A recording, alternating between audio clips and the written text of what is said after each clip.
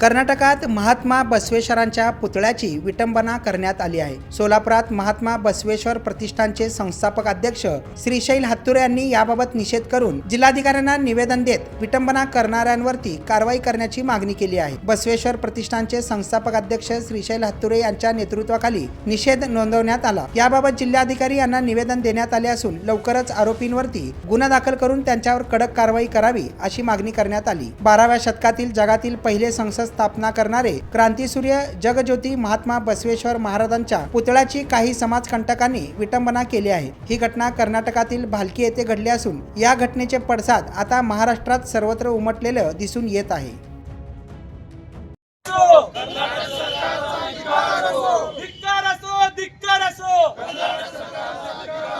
महात्मा बसवेश्वर महाराज की जय, महात्मा बसवेश्वर महाराज की जय। धिक्कार असो, धिक्कार असो।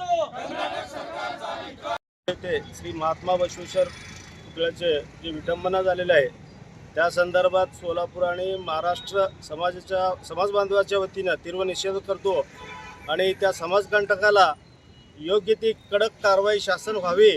अगर नाही अन्यथा नाही झाले सोलापूर आणि महाराष्ट्र बंद पुकारून समाज बांधव रस्त्यावर येतील याची दखल कर्नाटक आणि महाराष्ट्र सरकारने घ्यावी। सिद्धराम पातपुरे बसवेश्वर संघटनाचं कार्य करत आहे। बिदर जिल्ह्यातील पालखी तालुक्यात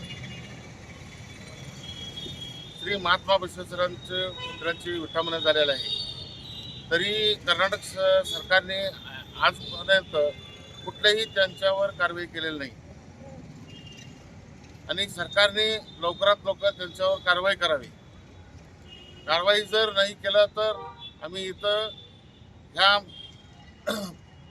महात्मा बसवेश्वर सर्कल येथे अमर उपोषणासाठी बसणार आहे आणि सरकारने त्वरित दखल घ्यावी ही सरकारला विनंती करत आहोत। महात्मा बसवेश्वर महाराज की जय। ठरविल ना कारवाई त्यांच्यावर करायचं। आज एवढा महापुरुषाचं म्हणजे विटंबना केलेलं आहे, आमच्या सगळं मनात दुखलेलं आहे सध्या।